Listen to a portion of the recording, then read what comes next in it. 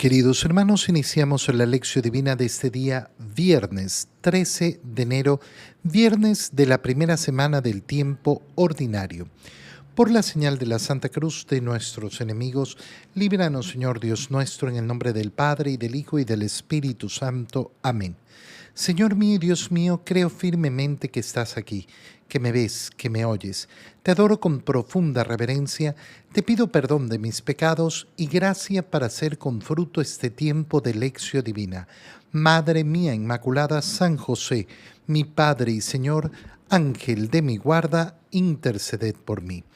En este día, viernes, al continuar con la lectura de la carta a los Hebreos, leemos el capítulo 4, versículos 1 al 5 y 11. Hermanos, mientras está en pie la promesa de entrar en el descanso de Dios, tengamos cuidado, no sea que alguno se quede fuera, porque a nosotros también se nos ha anunciado este mensaje de salvación, lo mismo que a los israelitas en el desierto, pero a ellos no les sirvió de nada oírlo, porque no lo recibieron con fe. En cambio, nosotros, que hemos creído ciertamente, entraremos en aquel descanso al que se refería el Señor cuando dijo: por eso juré en mi cólera que no entrarían en mi descanso. Los trabajos de Dios terminaron con la creación del mundo, ya que al hablar del séptimo día, la Escritura dice que Dios descansó de todos sus trabajos el día séptimo, y en el pasaje de que estamos hablando, afirma que no entrarían en su descanso. Apresurémonos, pues, a entrar en ese descanso, no sea que alguno caiga en la infidelidad, como le sucedió a los israelitas. Palabra de Dios. Continuamos en la línea que habíamos empezado ayer a contemplar, justamente cómo el Señor se da cuenta de la infidelidad, la rebeldía de Israel, y por eso lo dice el Salmo que citaba la carta a los Hebreos: no entrarán en mi descanso. A pesar de haber visto la misericordia de Dios, a pesar de haber visto tanta maravilla y tanta bendición de parte de Dios, no entrarán en mi descanso. Y va a ser importantísimo, para entender lo que acabamos de leer, entender a qué se está refiriendo con ese descanso. Mientras está en pie la promesa, ¿qué significa? Que todavía nosotros no recibimos la promesa. Mientras estamos en esta vida peregrina, mientras todavía peregrinamos, no hemos llegado a la meta, estamos en la carrera, estamos en camino. Qué importante es reconocer nuestra vida como peregrinaje. Qué importante es reconocer nuestra vida como carrera, como camino hacia el descanso prometido por Dios, hacia esa realidad última. Si yo me olvido de esto, si me olvido que soy peregrino, si me olvido que estoy en la carrera, si me olvido que estoy en camino, si me olvido de cuál es la promesa que quiero conseguir, entonces voy a ser morada en este mundo. Me voy a querer quedar en este mundo, y la única preocupación que voy a tener son las cosas de este mundo. ¿A qué me va a llevar eso? A convertir mi corazón en un corazón mundano. Un corazón mundano es aquel que está preocupado solo por las cosas de este mundo, que es pasajero, que es temporal. Mientras está en pie la promesa, por tanto, de entrar en el descanso de Dios, tengamos cuidado, no sea que alguno se quede fuera. No hay garantías de que ya hemos llegado hasta que hemos llegado. Nos está diciendo la carta a los Hebreos lo mismo que nos ha dicho el Señor tantas veces. Tienen que estar vigilantes, tienen que estar en guardia, siempre tienen que estar en batalla, siempre tienen que estar luchando. ¿Cuándo se va a acabar mi lucha? El último día, el día que mueras. El día que mueras se acaba esta batalla. Hasta ese día tengo que lucharla. Nunca voy a ganar la batalla.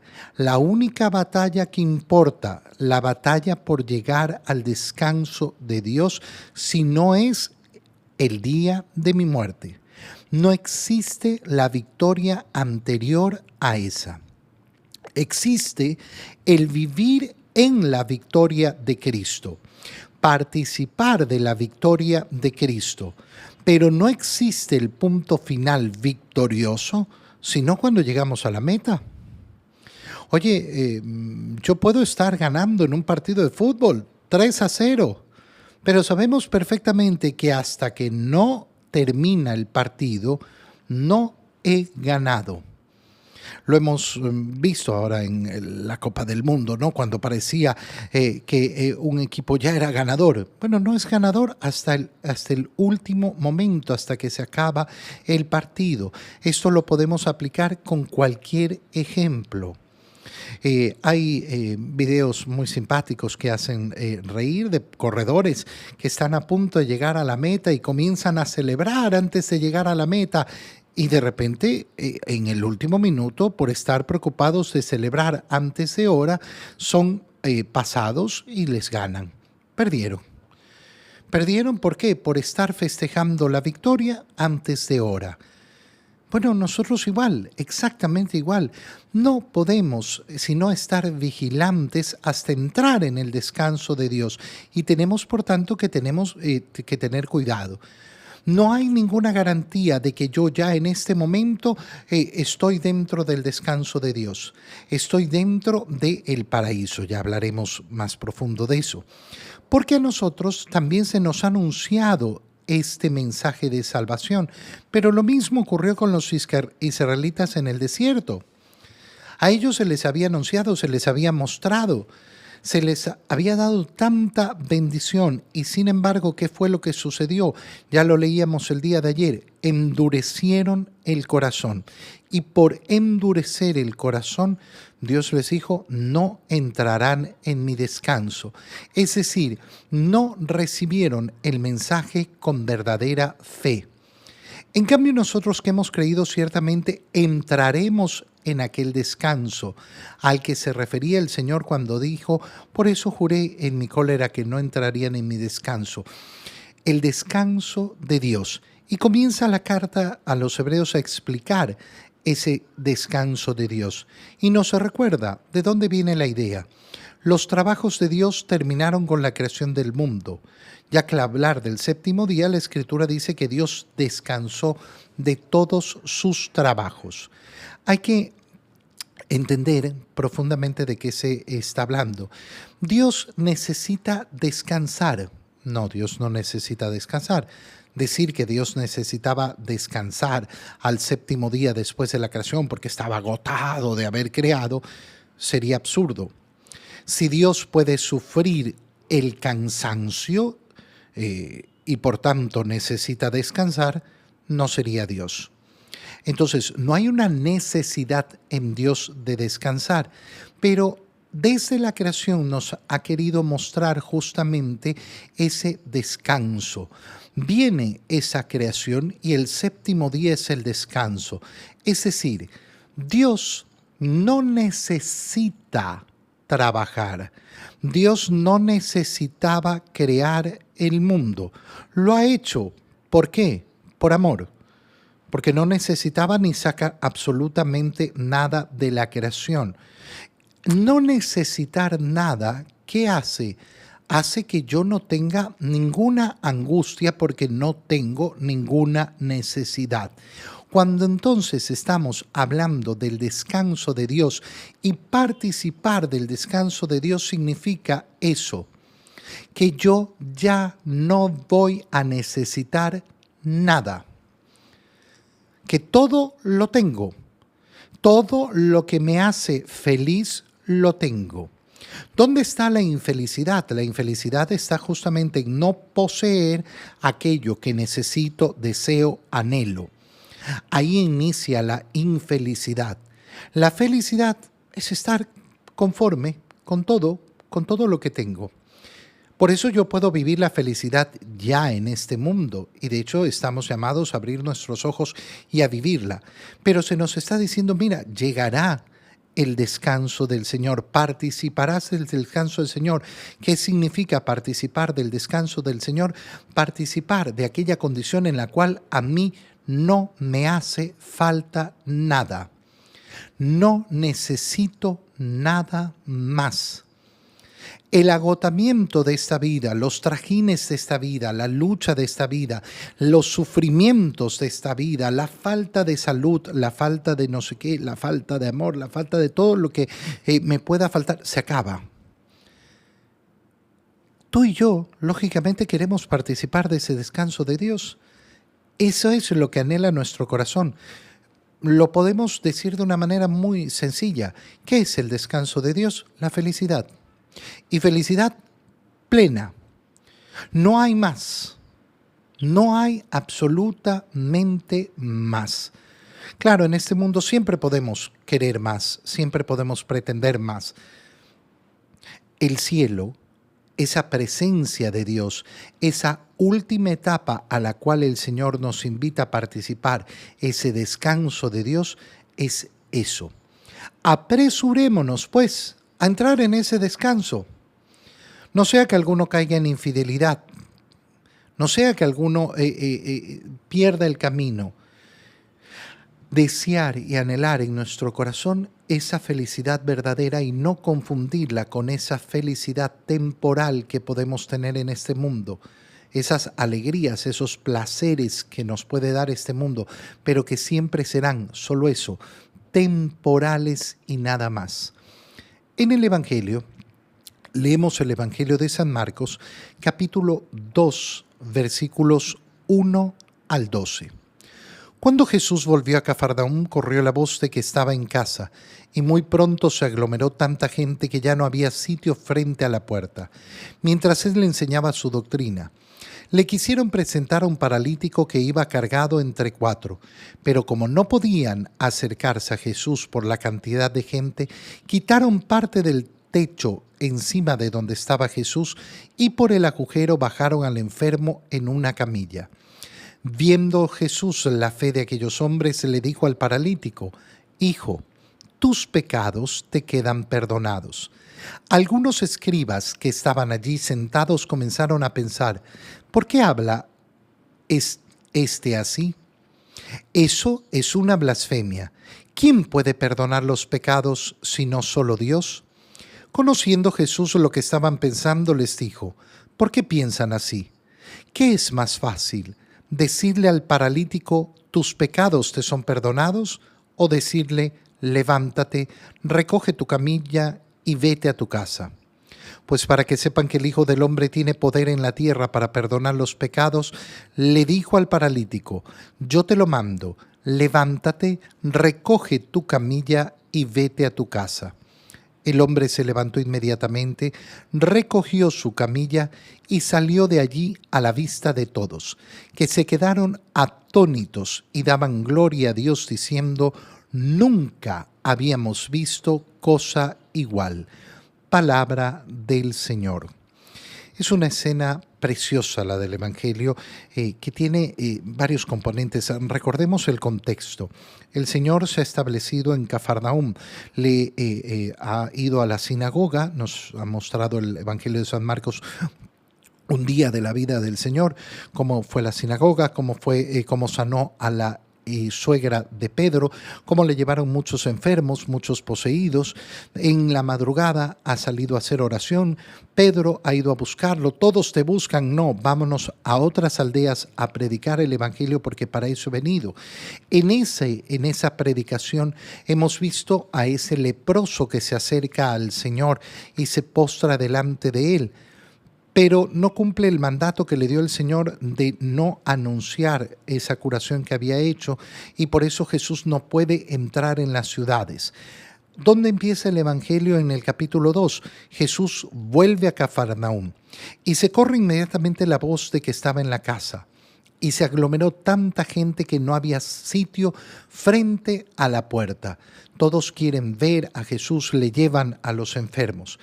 Él está dedicado a enseñar su doctrina y le quieren presentar a un paralítico que iba cargado entre 4, pero no podían acercarse a Jesús por la cantidad de gente.